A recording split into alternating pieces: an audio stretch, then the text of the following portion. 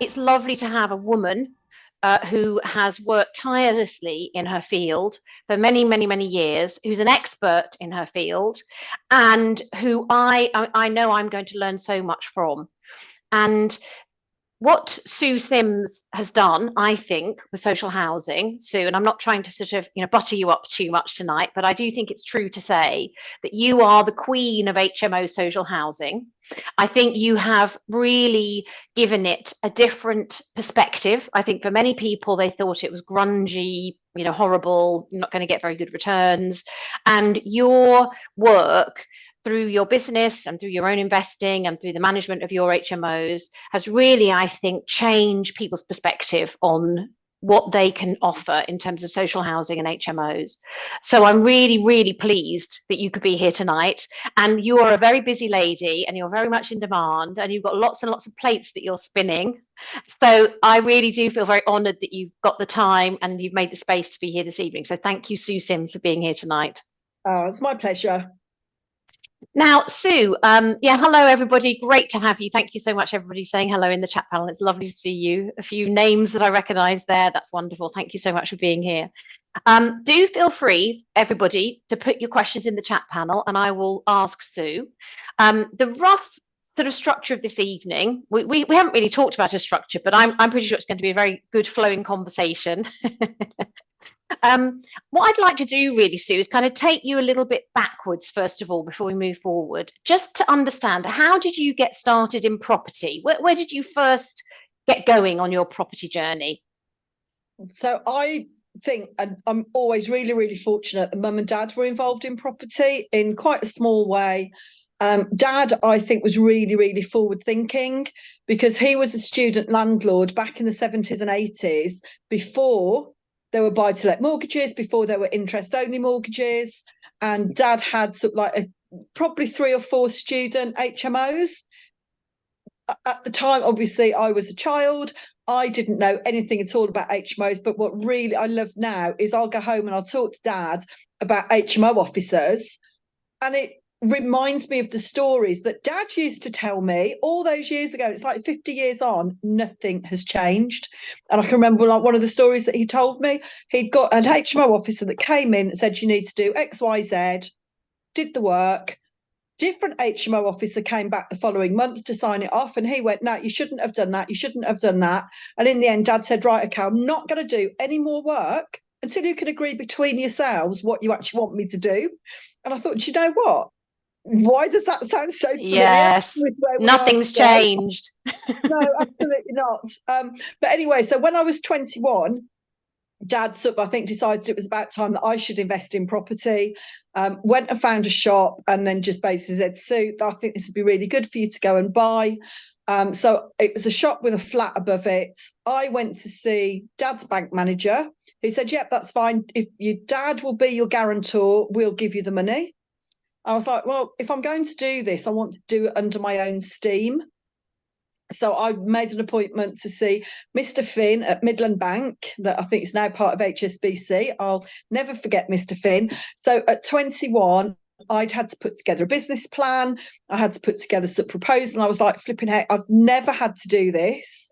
Anyway, I was really fortunate because he said, yes, your numbers all stack up, your numbers work. Yes, we'll loan you the money. And when I look at that, so that was back in 1987. And then when I sort of like moved to where we are today, that shop is where I run my lettings agency from.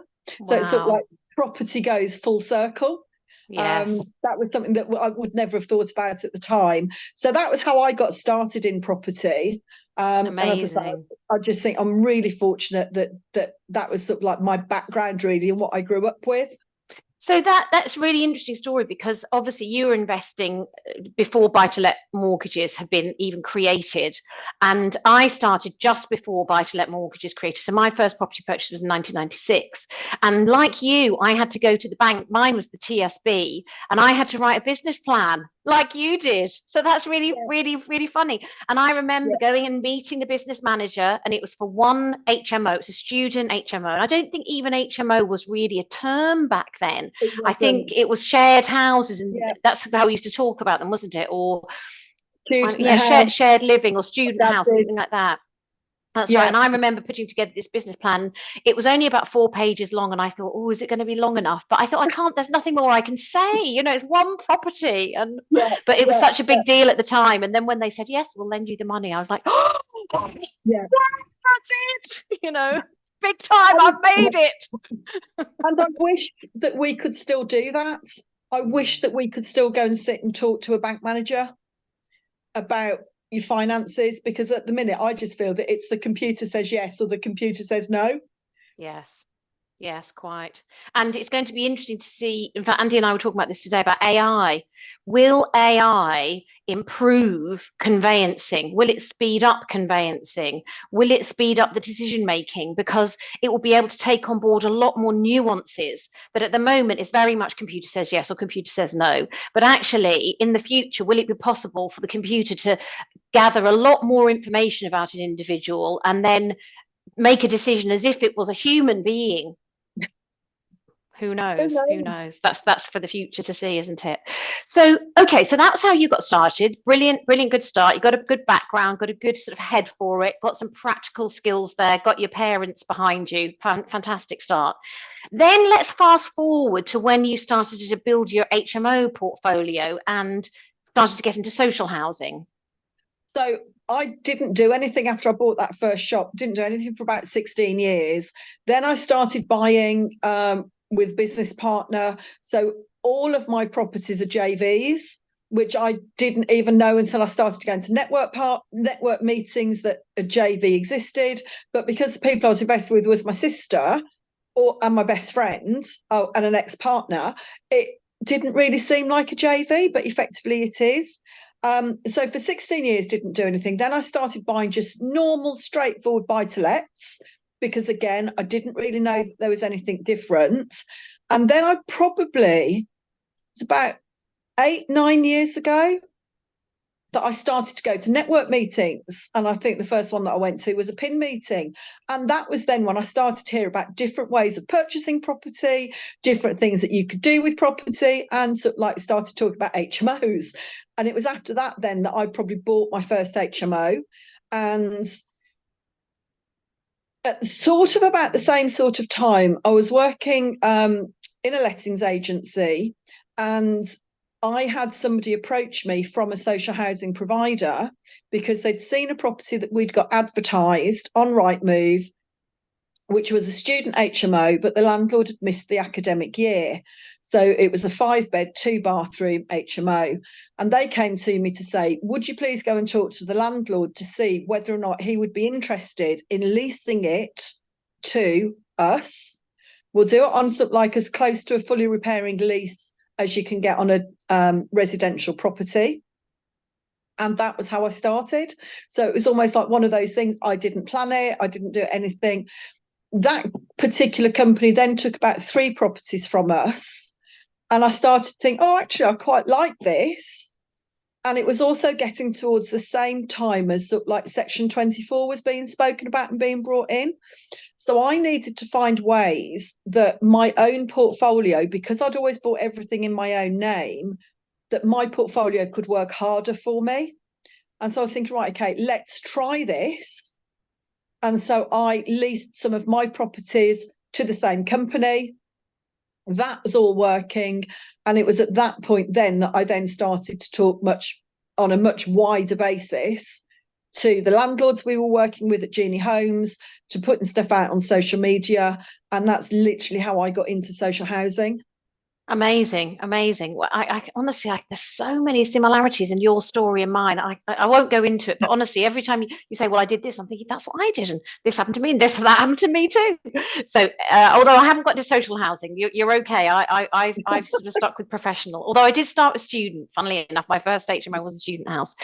Okay, so you obviously sort of fell into it because this happened. Somebody approached you, and Yeah. you started renting out that first, or really leasing that first Yeah. property.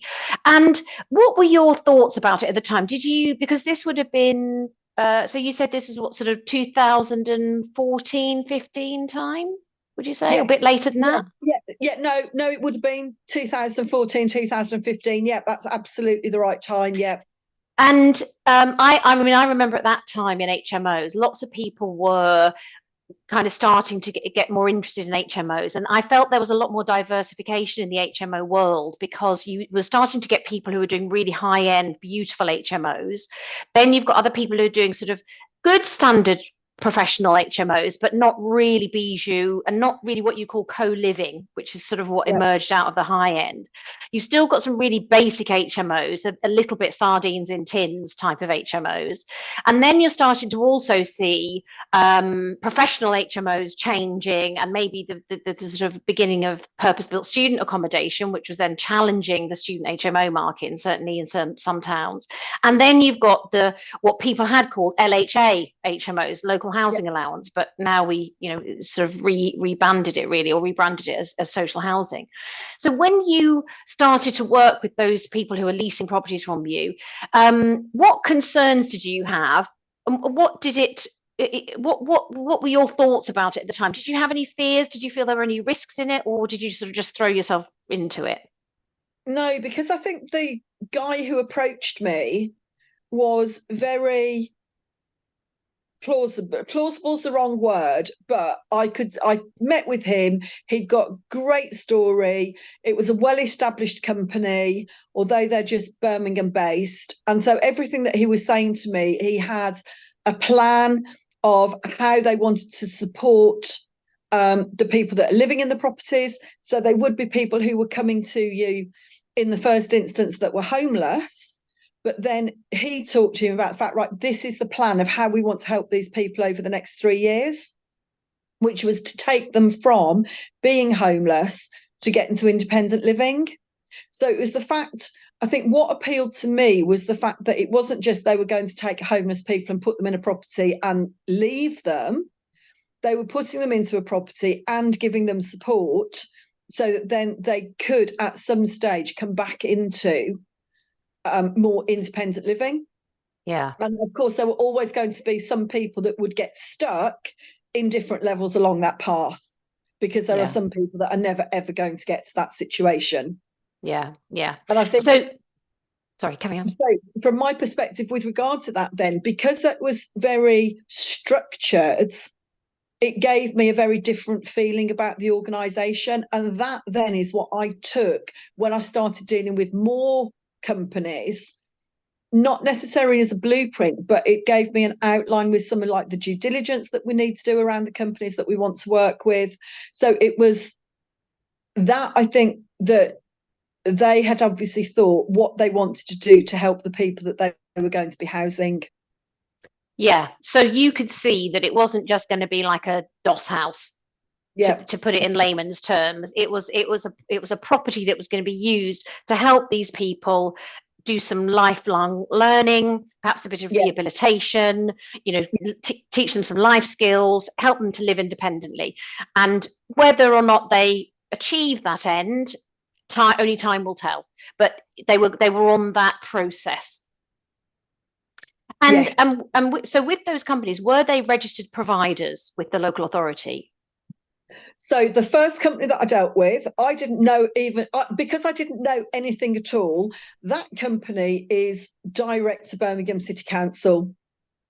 So they have a contract with the council, whereas a lot of the companies that I've dealt with since are exempt supported accommodation companies. So they are registered or licensed by a registered provider or a registered social landlord.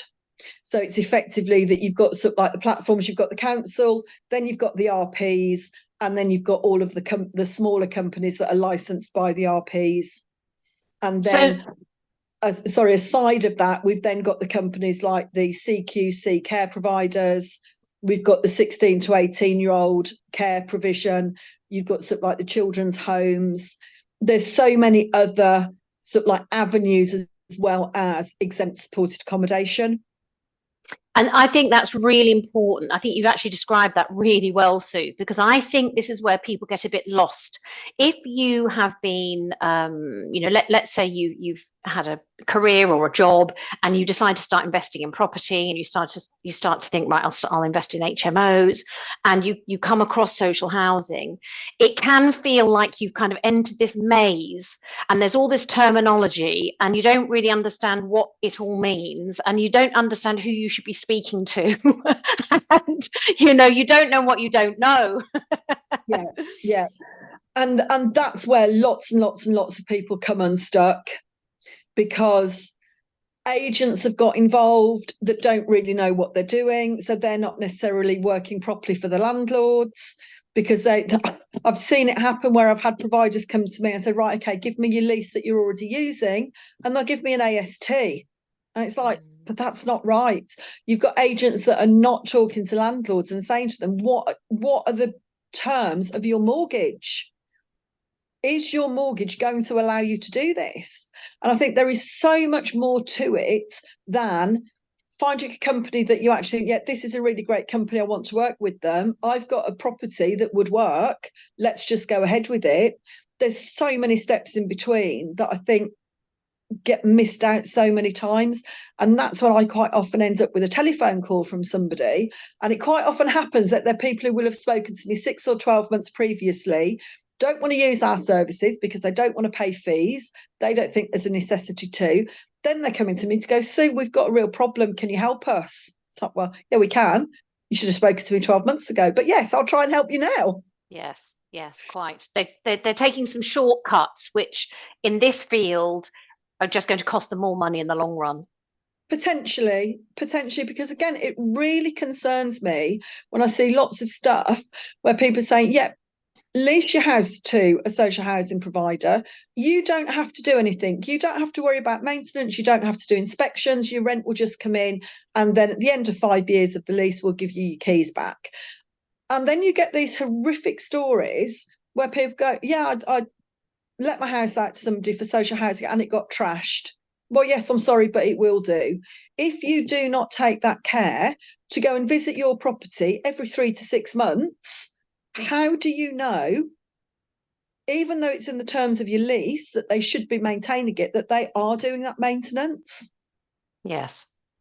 And I try to relate it to people, say, if you have a buy-to-let, how often do you go and do inspections? Oh, we go and do them every like 3 or 4 months. So why would you not do exactly the same just because you've leased your house to a company? Yes, absolutely. Sometimes, yeah, people just don't see that. No. Perhaps they feel that because they've signed a lease, they can almost offboard any responsibility, trust the company, they'll look after it. It's all in the terms of the lease, and so they can forget about it.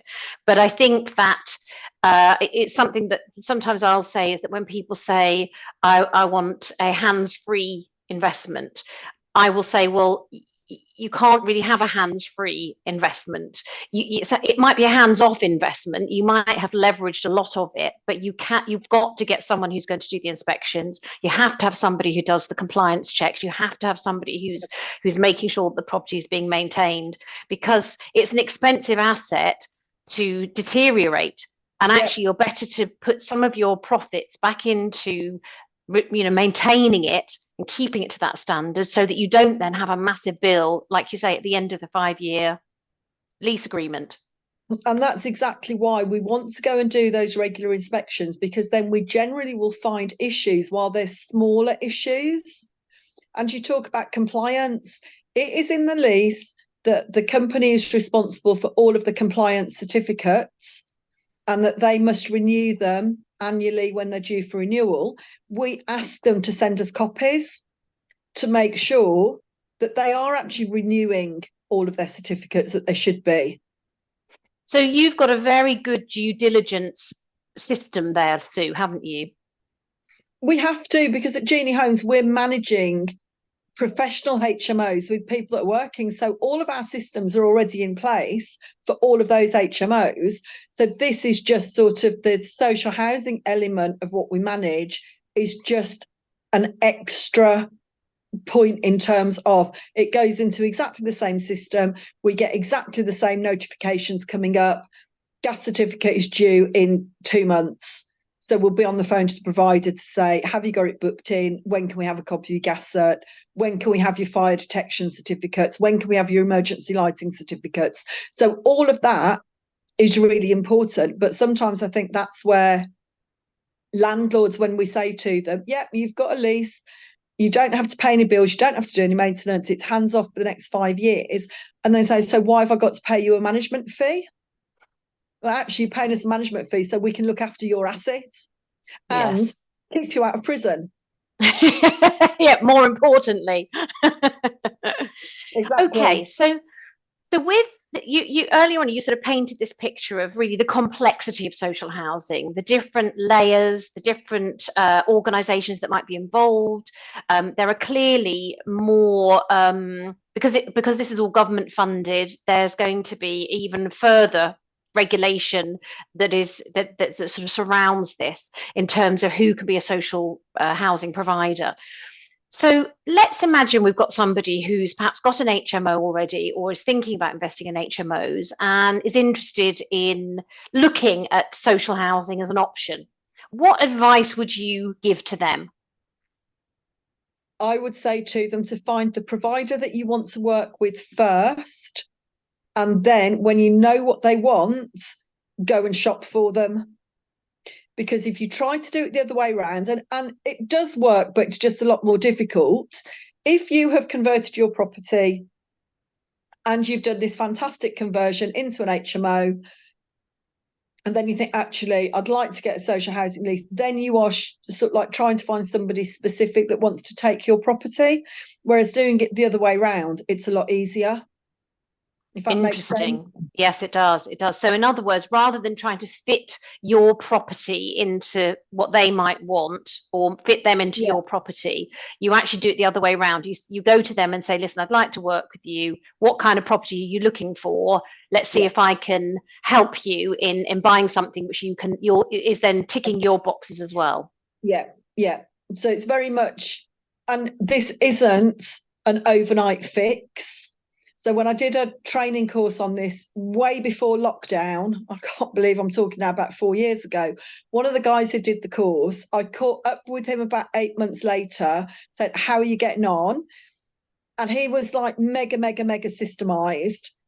He had made probably around about 500 phone calls over a period of 6 months, logged them all on spreadsheets, knew who we needed to ring back because they didn't need anything this time, but they might have needed it later. But from those 500 phone calls, he came up with 5 providers that he could then work with, which meant then when he had property within his own portfolio becoming available, he would know who he needed to ring to say, this is what I've got becoming available. Are you interested?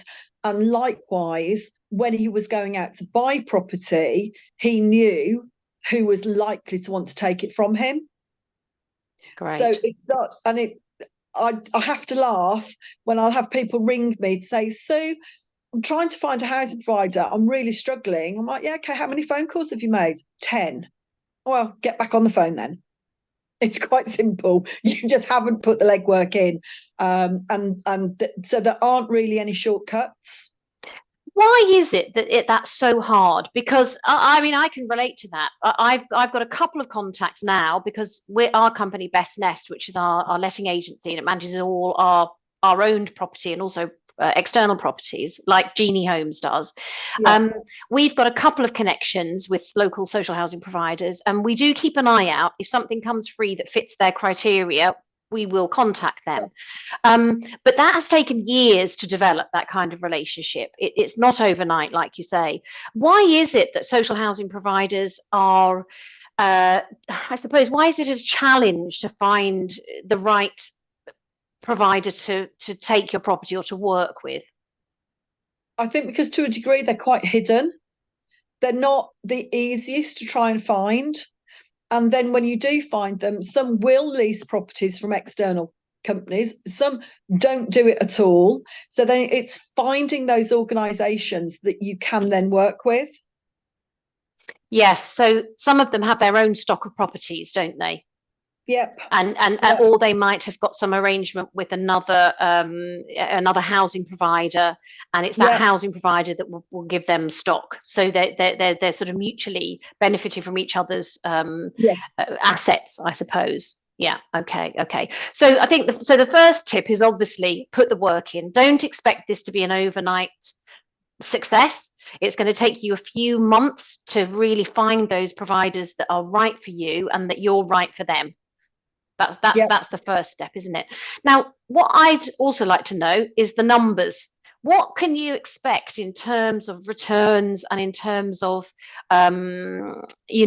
occupancy and in terms of profit on if you're getting to social housing? Okay, so occupancy is simple. You don't have any voids. You lease the whole property. So whether they've got 0 people living in it or it's full, you still get the same rent. So occupancy doesn't actually come into this at all. It's very, very different. And it's really difficult to say what the numbers are like, because dependent on the social housing provider that is going to go into the property, because of how they're funded, they can all pay something different.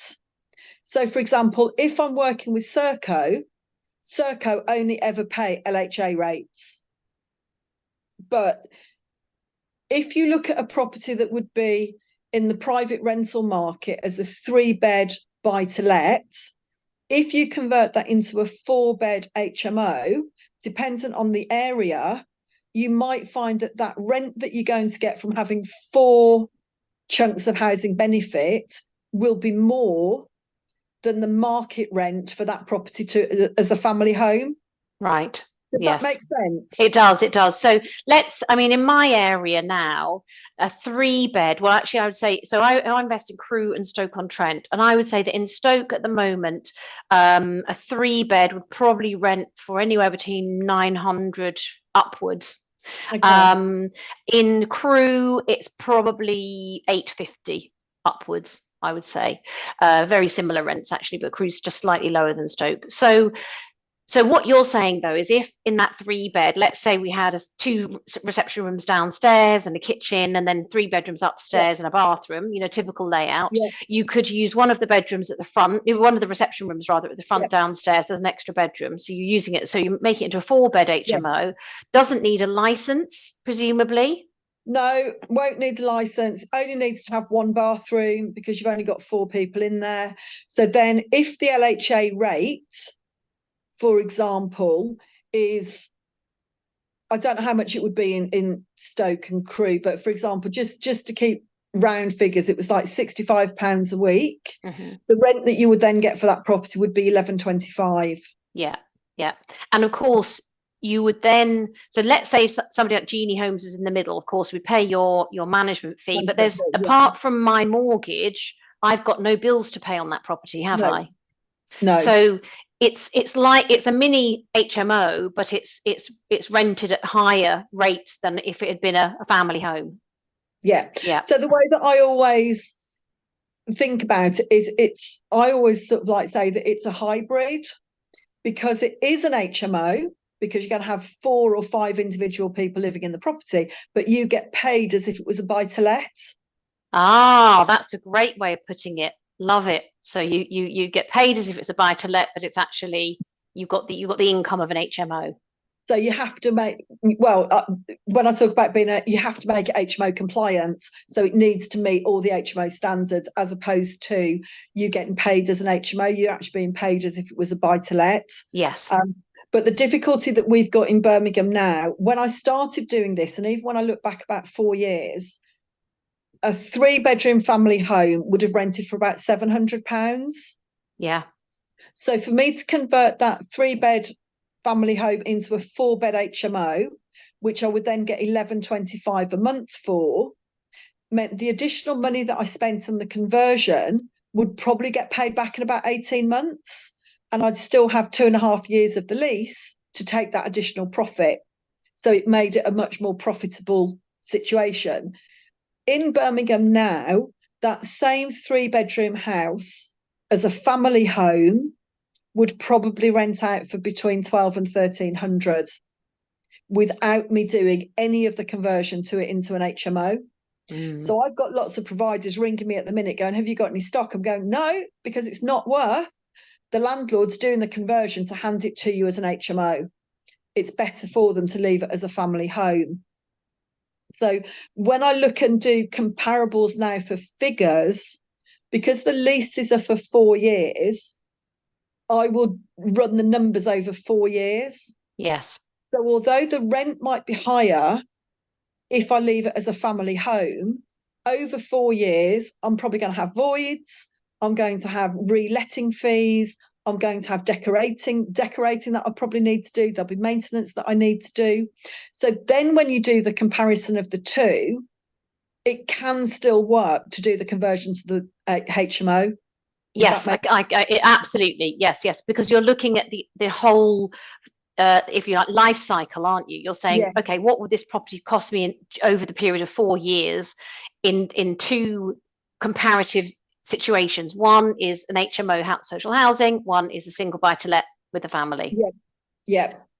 Now, could you explain, Sue, the different LHA levels? Because there are different rates, aren't there? Not just across different local authority areas, but also in terms of the different categories of tenant. Not really, because... Oh, aren't there? Okay. Oh, I'm glad I've asked you the question now then. Yeah, because as a property owner, you are just going to get paid generally for any of the providers that you're working with. You are just going, and particularly if it's exempt supported accommodation, you will just get paid the LHA rate. That exempt supported accommodation provider is paid a much, much higher rent, or a rate rather, from the council. So in Birmingham, LHA rate for a single person is £65 per week. The social housing provider gets paid £220 per week for each person in the property. So on paper, you would think, well, they're only paying the landlord £11.25, but they're probably getting paid £4,500 a month. Why can't they pay a higher rent? They can't really afford to pay a higher rent because they've got support workers to pay, they've got cleaners, they've got gardeners, they've got maintenance, they've got all the utility bills, they've got a head office cost. So by the time you take into account, if that provider is working in what I would say is an ethical way, and they're spending the money that they are being paid on maintenance and on support, they're not left with a lot after they've paid it out. So in terms of what you need to look at for a sustainable rent, if dependent on the provider, you are being offered significantly more than the LHA rate, for me, that's a red flag, because it will probably mean that that rent isn't going to be sustainable for the length of the lease. Yes. That changes if, for example, you had somebody that wanted to go through planning to use your property as a children's home. It's different if you've got a company that are a CQC care provider, because dependent on the needs of the person that they are looking after, they could be paid significant amounts of money dependent on the needs and the difficulties that that person they're looking after has. So we've got one gentleman in a property at the moment. The care provider looking after him, he has to have at all times 1 to 3. Okay. So he has got significant needs, and I think they're behavioural as well as mental health issues. So they will be paid a significant amount of money, so they can then afford to pay a higher rent for the property. Yes. So for me, a lot of this all comes down to understanding the funding. And part of your due diligence of what you should be doing if you're approaching a provider or they approach you to work with you, they just need to be really transparent in explaining to you how they're going to be funded. And it doesn't mean that they've got to tell you the nuts and bolts of exactly how much they're paid, but you do need to understand the structure. Yes, I think that's incredibly helpful, because we do, of course, hear about social housing providers getting lots of money from the government to support people, the exempt supported accommodation providers. But the issue is, as you say, they then have layers of costs upon their shoulders, which they've then got to pay. And they've got to take into account, as you say, all those variables such as utility bills, gas bills, heating, particularly when many of their clients, the residents, the tenants, are going to be probably in the property a lot more during the day than if it was, say, a professional HMO. So they have to pay more for the heating and so on. So yeah, so an expectation, setting an expectation then to receive £65 a week on those rooms would be a fair expectation, is what you're saying. Absolutely. And there was a provider in Birmingham that was literally buying stock, because he was literally going out and he was saying to people, instead of me paying you £65 a week per room, I'll pay you £85 per week per room. Signed up loads and loads and loads of properties. 9 months later, disappeared, because that was just not a sustainable business model. Right. Okay. So that's, as you say, it's a red flag. That's again another pitfall for somebody to be mindful of, that if they're expecting too much and the provider is willing to give them that extra, you need to be wondering whether in fact that provider has done their own sums. Have they got their own maths right? Or the other thing that I think about is, if they're going to pay you more in rent, does that mean then they're not going to put the support in the property that they need for their clients?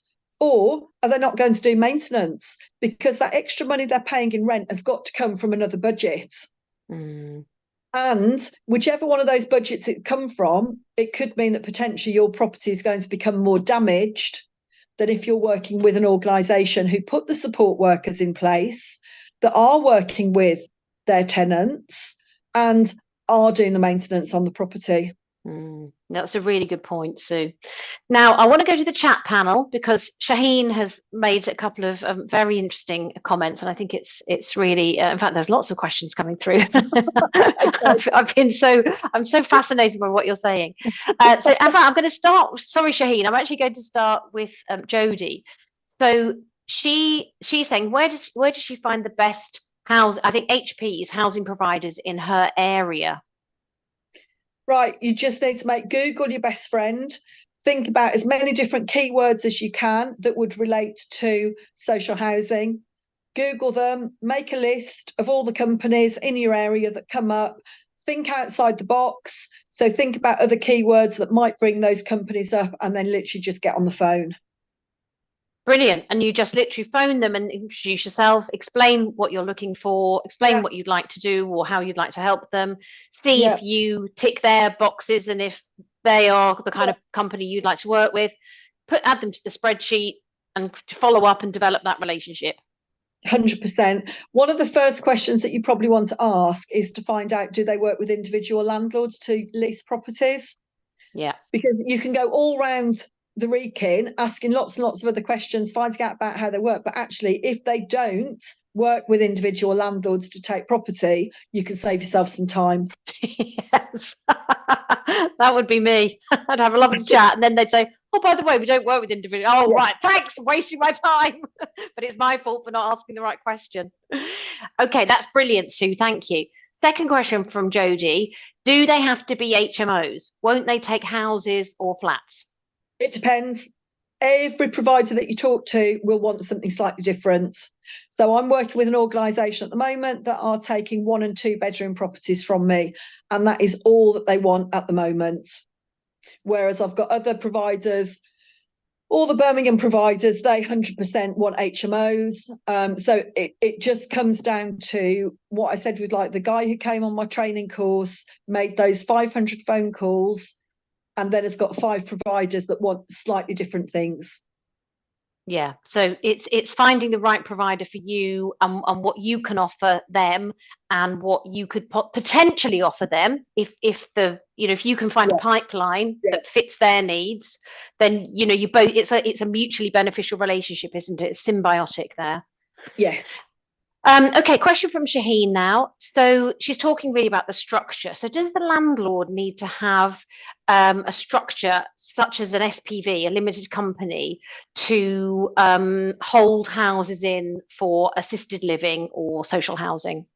No, you just need to make sure that you've got the right insurance and the right mortgage product. Okay, and we'll come on to that. I want to talk about mortgages in a minute. Again, she's asked, how do you find social housing clients for the HMO? But I think it sounds like from what you were saying earlier, you wouldn't be the one finding those clients. You'd work with a housing provider, wouldn't you? Yeah, 100%, because you won't be managing the people that are living in the property. So you, as the property owner, are the landlord. Your tenant is the company that are leasing the property from you, and your lease needs to allow that company to operate their business and to house their clients in the property. Yeah, yeah, exactly. So in this case, you don't have a direct relationship with the tenants. No. Your direct relationship is actually a client-based relationship with the professional. It's a business-to-business arrangement, isn't it? Yes. It's as you say, it's as close to an FRI lease, a full repairing and insuring lease, Yes. as you can get it within a domestic dwelling. And I've had lots of people that have said to me in the past, because of the fact that we've got all of the structure in place, why don't you become a social housing provider? And I'm like, we already manage professional HMOs with all the challenges that that comes with. You can multiply those challenges by 100 when your tenants are then going to be people who've been homeless because they've been homeless for a reason. Yeah. And they come with a lot more issues and challenges. So no, I definitely don't want to be a social housing provider. Interesting. Yeah. Okay, fine. So, question from Hema. Would you find those housing providers for landlords, Sue, or do you only manage the houses for the landlords? So I think No, this is a situation where the landlord's got a house, they want to work with Genie Homes. How do you work with them? yeah, we can do. We have landlords coming to us all the time with property. And quite often, if somebody comes to us and they're just sort of like they've got a property that they've always rented out as a family home, we have said to them before, have you thought about social housing? These are your different options. So I think for me as a director of Genie Homes, it just adds another sort of like bow to what we're doing, or another string to our bow. That a lot of sort of like your high street agents that don't do anything about social housing that can't. So yeah, particularly for anybody that's got property in Birmingham and the surrounding areas, that's where we're primarily based, and we probably work with about 30 different social housing providers. But then I've just made contact with a national organisation, and they're just about to sign the first property in Northampton from me. So we are now starting to put out and find a way to do it that we can take on properties that are not just Birmingham based. Right, right, excellent. Okay. So, okay, another question in the chat panel. Do keep them coming, everybody. Please give your questions tonight. This is the opportunity you have been waiting for. Sue is often very busy figuring out things like her sunroof on her car, how technology works, what a laptop is, how to hold a mobile phone. No, she's not that bad. So you're not going to get her on a webinar that often, okay? And I've been waiting to get Sue on this webinar for weeks. She's just such a busy lady. She's so much in demand. So I am really, really, really joyful, pleased, overjoyed that she's here tonight. So use the opportunity to ask her these questions, okay? So put all your questions in the chat panel. Right. Jodie's on a roll. So next question from Jodie here. Have you dealt with anyone doing rent to social housing? Yes. And all I would say that you need to do, one, you need to run your numbers really, really carefully. I'm not a big fan of rent to rent. I will be really honest. Quite often people talk to me because they want my opinion about a property. I'm saying, so do you own the property? And go, oh, no, it's something that's been put to me by a deal sourcer. And I'm told these are the rents that we should get. And this is the rent I've got to pay to a landlord. And I can almost 99 times out of 100 just literally say to them there and then, the rent you're being asked for is far too high. It's not easy to do a rent to rent when your end user is going to be a social housing provider, because more often than not, there's just not enough profit in it to Yeah. make it worthwhile. And I mean, that is the key with rent to rent as a whole, isn't it? I've seen too often, Sue, people do rent to rent and they're on a bit of a roll and they want to get started. And I admire their chutzpah to get Yeah, going and to get their sort of fingers in the pie of HMO and understand how to manage an HMO. And you will definitely learn how to manage an HMO if you're doing rent to rent, because you're probably going to be the person managing it. You're going to be the direct facing manager, unless you're unless you're giving it to an agent, in which case I doubt you'd be making really much money at all. But the key is to make sure that you are not paying too much rent in the first place. And so often I've seen people pay market rent for a property and then turn it into an HMO. Then they realize they have to have all the bills and the cleaning and the broadband and the utilities and council tax. And suddenly they're finding out they're making 250, £300 a month. And then if they've got a void, that goes up in smoke. Exactly. And this is why this is probably a whole different conversation. I just get really disappointed that rent to rent is almost sold by the training organisations as a beginner strategy, because I think it's a much more advanced strategy, because it's hard enough when you own the HMO to make money. And then when you've got to pay somebody else rent and you've got no experience to draw on, you've got no idea about how you calculate your numbers as to what your expenses are going to be. Yeah. I think it's quite sad. That's a really good point. Okay, another question. So another one from Jodie. I think she's top of the charts tonight on the question basis. Does the housing provider provide the lease? That's a great question, Jodie. Or can I get one from somewhere to check it out? What I would probably suggest as a starting point, because it will be cheaper for you, if the housing provider that you're working with has already got a lease, use that, but get your own solicitor to check it out to make sure that it's not too heavily weighted on the side of the provider. Yeah. Okay. Great. Really great question. I suppose it's like any. Can I just say one other thing? Mm-hmm. Please, just don't put a post out on Facebook saying, can anybody send me a lease for a social housing provider? Because that, you just don't know what on earth you will be picking up, and you don't know what has gone on in the background to it. Are there any specific regulations or legislation that have to be included, like they would with an AST? You have to do certain things to do with the Housing Act and the Landlord and Tenant Act that must be in the AST. Is that true for a lease between two parties when it's social housing? I don't think so. I'm not the best when it comes to sort of like all the law, because one of my business partners has checked out the lease and his brother's a solicitor, so his brother then gave us the sense check and checked it all and said that it was all okay. So I can't 100% answer that with certainty. Fine. Well, Sue, sorry, but it's just not good enough. Come on. What are you doing, woman? You trying to get some sleep? It's because you've been fiddling around with that sunroof on your car too much. Just forget the sunroof and get your head in some legal books. But I think the one thing I would just say is, if I don't know, I'm not going to try and make it up. So if I don't know something, I'll just tell you that's what it is. And that's, of course, why we have professionals like solicitors who can double check contracts and so on for us.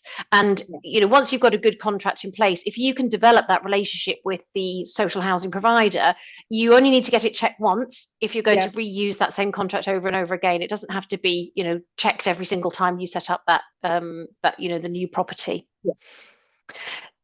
So Hemma's asking, do the housing providers have a maximum number of rooms in a property?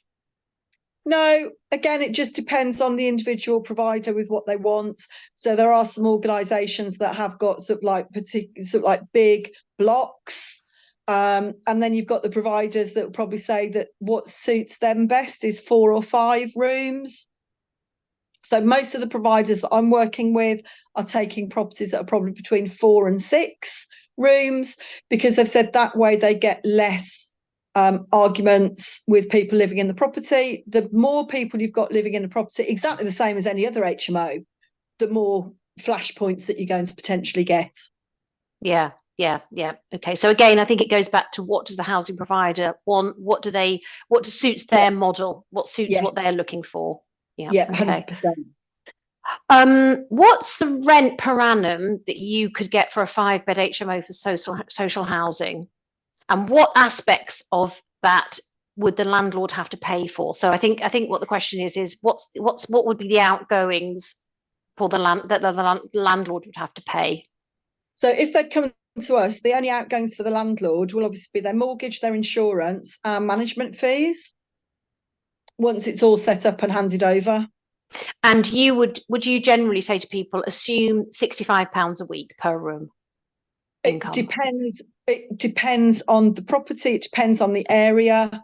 So yeah, if it was for exempt supported accommodation in Birmingham, then yes, I would be expecting £65 per week per room. If that same property in Birmingham was to go to a care provider, it may be a totally different rent. So it Okay. depends on who the provider is that's going to take the property. Now, Sue, I want to just ask something here about, again, terminology. What is the difference between supported accommodation and social housing? Right. So I always say social housing is just the big term. And I just use that to encapsulate all the different elements. And then supported accommodation is exactly as it is said. There are support workers that will be going in to look after those clients. Okay, so with Genie Homes, are you mostly doing exempt supported accommodation? Yes, because that is Birmingham is obviously it's the hub. It's the area that has just got the worst reputation for exempt supported accommodation because it's like the council just allow all and everybody to register. There just didn't at one stage seem to be any caps being put on it. Then you've got the other local councils that would send their homeless people to Birmingham because Birmingham just seemed to allow anybody to sign up. But then I'm also working with like housing associations. I'm working with a couple of organisations that are housing asylum seeker families as opposed to individual asylum seekers. We're working with care providers that are CQC approved. I'm working with one organisation that looks after 16 to 18-year-olds, and we're working with one organisation that runs children's homes. Okay, So, and so these are all sort of strands. As you say, that the broad brushstroke we would call it social housing, but that encapsulates low level need, which you might call council housing. We used to call it council housing, didn't we? It's not really council now because the councils don't only houses, but that's where people generally don't have any support needs on one side. right, so I don't even think about that as being social housing because that's just a family on benefits renting a house. Yeah, yeah. So it's just good to clarify it, isn't it? Because it's a bit like a rainbow of need. You've It got some people who are very, very needy. Like you say, you spoke about that gentleman who's got behavioural issues, perhaps some mental Yeah, health issues, etc. He's very high, very vulnerable, got 3 care workers, yeah, expensive kind of yeah, person because of his needs. And you've got a spectrum then, haven't you? yeah, And you perhaps got homeless people or people yeah. who've been homeless and they're, as you say, rehabilitating and learning life skills. And then you've got maybe younger people, so you've got care leavers or Yeah, even homeless young people or young people who are at risk of becoming homeless because of their situation at yeah, home, yeah, but probably too old to go into a children's home and don't want to go into foster care. And they're in that sort of, what does the local authority do with them? Because they've got a duty of care to those young people. So they're also another group of people, aren't they? And that's often where you get YMCAs and those kind of yeah, organisations looking after them. yeah. Okay, so that's really useful. So what I was going to say, so when you're talking about sort of like that spectrum of care, a lot of the homeless people that have gone into exempt supported accommodation, they might only get 1 hour of support a week. So that's how little support that they actually need. And then you go right the way through to, again, one of the care providers, the CQC care providers that I worked with. And when I've talked to them about some of their other case studies, they had one gentleman that was 1 to 7. Wow. Yeah. Okay. And they literally, from what they told me about what all of the adaptations, everything they had to do with the house that he was living in, it was almost like it wasn't a house like any of us would have recognised a house to be, just because of Amazing. what they had to do to make him safe. Wow, amazing. Okay. So generally it's from what you've said, you obviously, because of your experience and your knowledge and your connections, you've got relationships with a lot of wider groups now of people who are social housing providers and across that whole spectrum. But would you recommend that to start with, let's say you've got a handful of properties and you're thinking of utilizing for social housing, would you recommend that somebody rents them to an exempt supported accommodation provider and almost lets them deal with the type of client that they're going to need? I don't care about who is physically living in my property. What is far more important to me is the due diligence that I've done on the company, and that I know the company are going to be looking after the people that are living in the house properly, and that they are going to be looking after my property. Great. So that, for me, it's that middle layer is the really important bit. Great. Love it. Yeah, love it. Very ethical, Sue. Take my hat off to you. Very ethical. Well, it doesn't really matter. Well, why would it matter to me who's living in my property? Because I have nothing at all to do with those people. True. Yeah, true. Okay, right. Lisa, she says, great meeting, ladies. Good. What would you say would be the ideal lease term when working with a social housing provider? 3 years, 5 years? Would you recommend there is a break clause in that lease? Yeah, 100%. So length of the lease, no, maximum 5 years. But again, that can be down to the provider that you're working with how long they want the lease for. Don't go over 5 years, because then you'll get struggles with finance. Break clause, 100%, because again, you need to make sure that the lease that you have drawn up is going to be acceptable to lenders. Now, there's questions coming through all the time, but I'm still going to put my questions. So, mortgages. I want to cover mortgages, Sue. How challenging is it to get a mortgage for this kind of property? You need a broker that understands it. If you've got a broker that understands the sector and knows which lenders, it's not difficult. The difficulty comes when people either try to get a mortgage directly themselves with lenders, or they've got a broker that has never really been involved with social housing. Do you find that the rates are similar to other HMO mortgages or other buy-to-let mortgages? Slightly higher, but not significantly higher. And same kind of loan to value? Probably between 60 and 70%. But again, that will then depend on the lender. Yeah, okay, fair enough. Right, Jodie, she says she downloaded the housing provider list from the government website, and some of them don't even have websites. How did they get registered?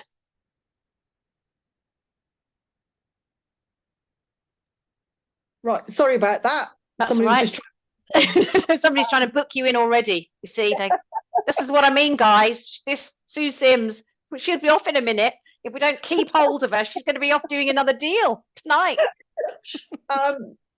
So I'm not sure what list it is that you have downloaded. It might be a list of registered providers, and I don't know, because I haven't used any government lists or anything else, because I've been in that fortunate position that companies have recognised what I do and will come to me. But yeah, lots and lots and lots of them won't have websites. I've got one company that we've been working with probably for about 4 years. They pay their rent on time, they look after their clients. The owners of one of the properties that we lease the property to this particular company, their lender wants to know more about the company, have asked for the details of their website, and they're like, we don't have a website, we don't need a website. Yeah, because it's irrelevant to them, isn't it, having a website? Yeah, okay, fair enough. Okay, so right, okay, question on mortgages. So let's imagine you bought a property, you're all in for cash, and then you've maybe got it leased out already. Why is it that there is only a small amount of lenders who will lend on that kind of a property? given that you've got almost guaranteed rent for, let's say, 4 to 5 years. Yeah, and that's a question that I've asked so many times, and nobody can ever give me a proper answer. One of the things that I think quite a lot of the lenders are concerned about is reputational risk, where if you, as a property owner, the mortgagee, stop paying your mortgage, they don't want splashed across the newspapers. Ex-mortgage company have just made 4 homeless people homeless again. Interesting. Yeah. So I Okay. think it's more from that perspective than anything else, because, yeah, I would 100% agree with that question. If I've got a lease in place that literally is saying you should get that rent paid every single month for the next 5 years, why should that be more difficult than if you've got an AST?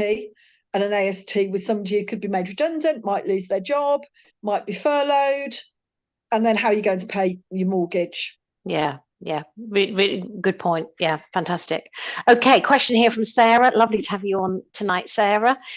Does social and supported living work in rural villages? I don't know, because I live in the second largest city in the country.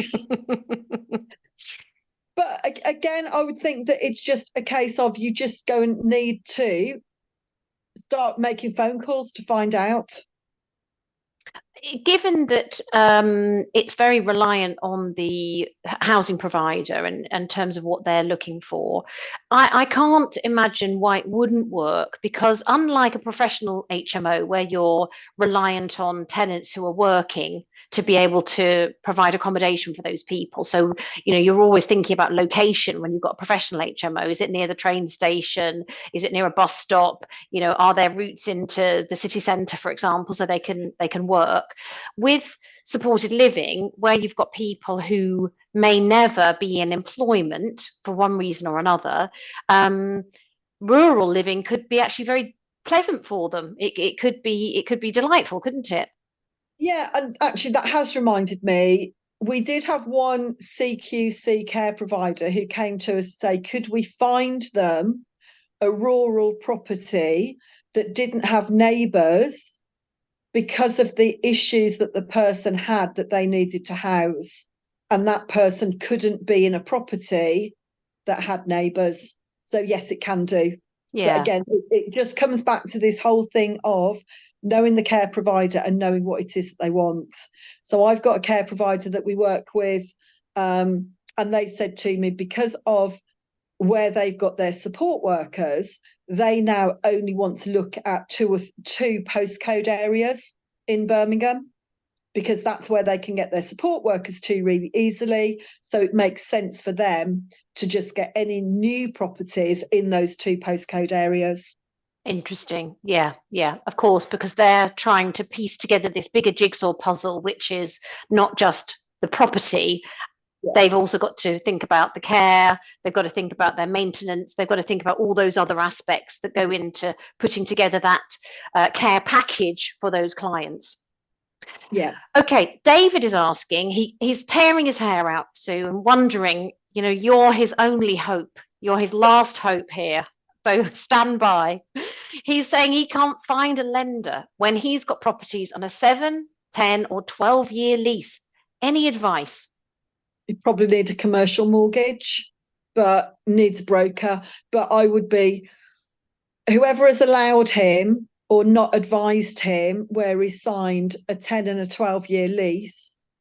That's one of the things. So we've got quite a number of properties with Serco. Serco generally do a 7+3 lease. And we've gone back to say to them, that makes it almost impossible to finance that property. We want a 5 and 5. And they've been okay with that. Yeah, they don't like it. And if they can get away with it, they'll push back and go, no, it's got to be a 7 and 3. And then we'll go, that's fine. We'll take the property away then. Yeah. And then we do get a little bit more flexibility. But if David wants the contact details for the broker that I use, I'm more than happy to share those.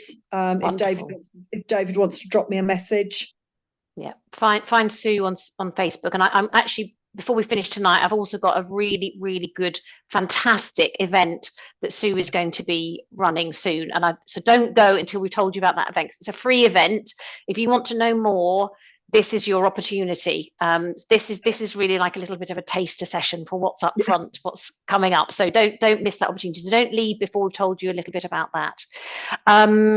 Okay, quick question from Lisa. Would you always ask for more detailed information about the social tenants living in your properties? For instance, will a mortgage company need to know if the tenants are ex-offenders or homeless tenants, or they've got learning disabilities or what have you?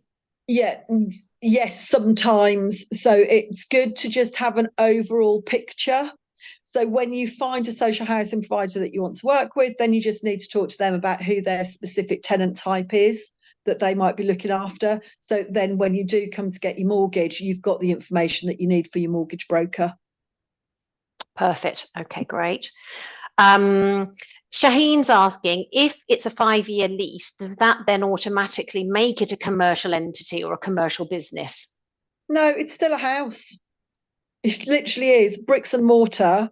And again, this is where I get really cross, where I see that particularly overseas investors have got massively caught by sourcers selling them a deal with a property that's got a lease in place and have massively ramped up the price of the property because they've told them it's commercial because you've got a lease with it. Nonsense. You will not get like what is effectively a 3-bedroom house. Even if it has got a 5-year lease, you are not going to get a commercial valuation on it. It's a house. Yeah, yeah. So sorry, although you, you will treat it as a business, you will see it as a business. What you're doing is a business.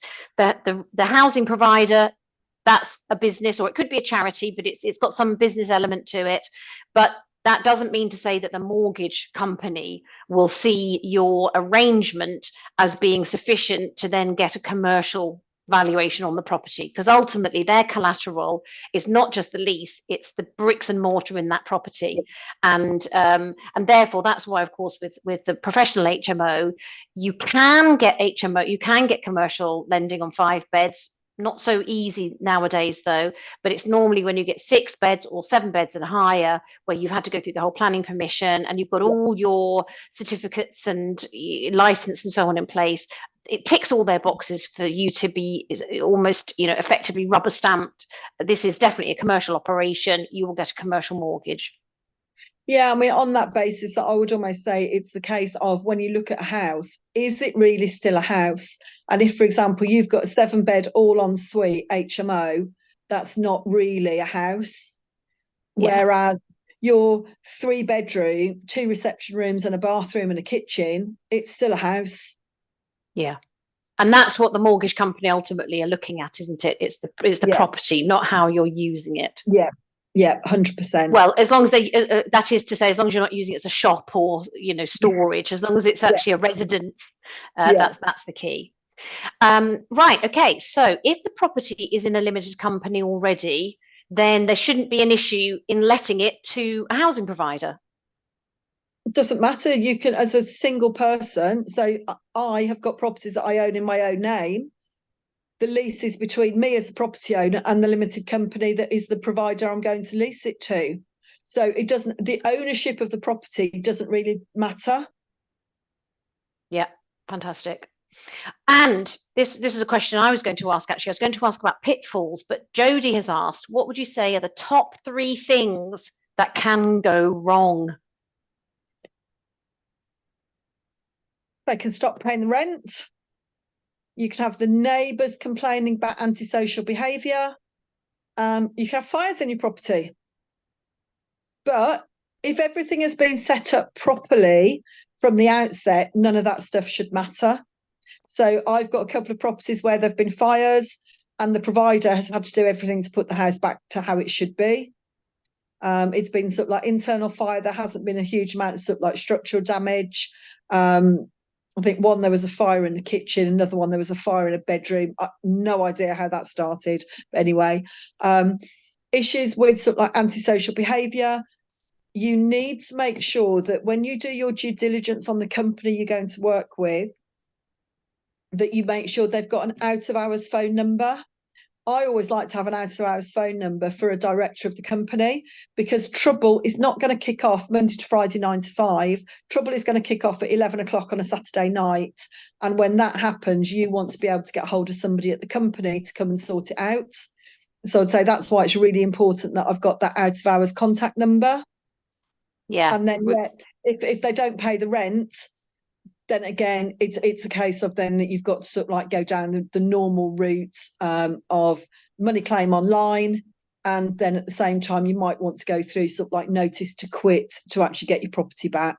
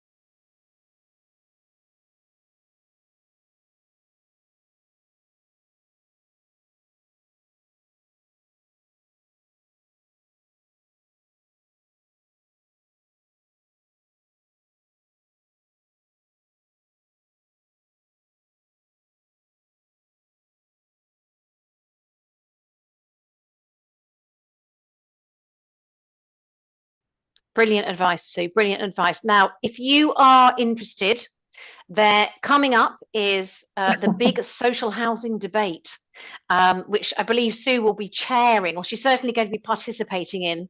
And this is on Monday, the 15th of April. It's free to attend. It starts at 7 p.m.